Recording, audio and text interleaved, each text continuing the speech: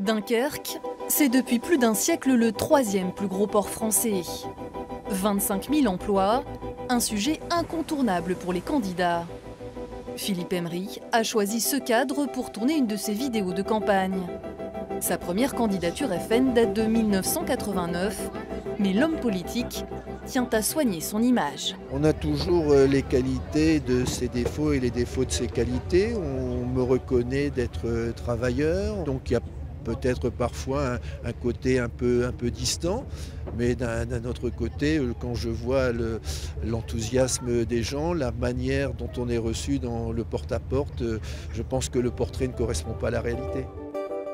Au premier tour de la présidentielle, Marine Le Pen est arrivée en tête à Dunkerque, devant Jean-Luc Mélenchon.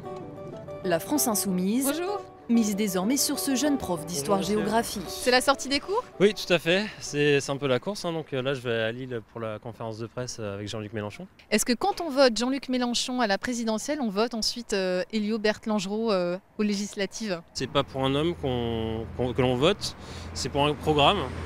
Donc je pense que le programme est connu maintenant. Je pense vraiment qu'il est connu, que les grandes idées ont fait leur chemin, qu'elles commencent à s'implanter. Donc voilà, je pense que non, finalement c'est pas si compliqué. Pourtant, le député sortant est particulièrement bien implanté. Médecin dans un quartier populaire, Christian Hutin mouille ce jour-là sa chemise sur un nouveau terrain sportif.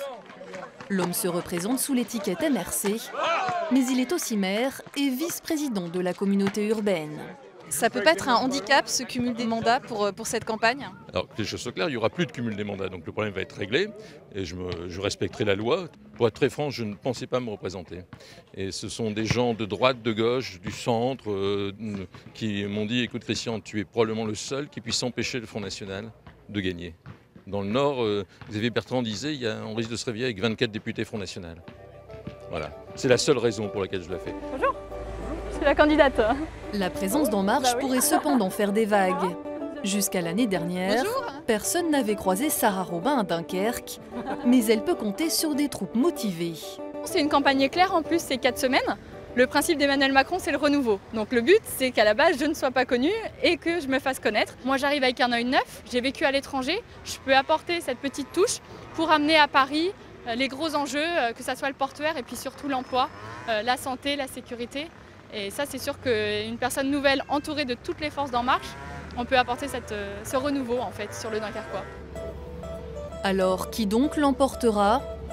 Les candidats amarrés de longue date ou les nouveaux venus dans le paysage?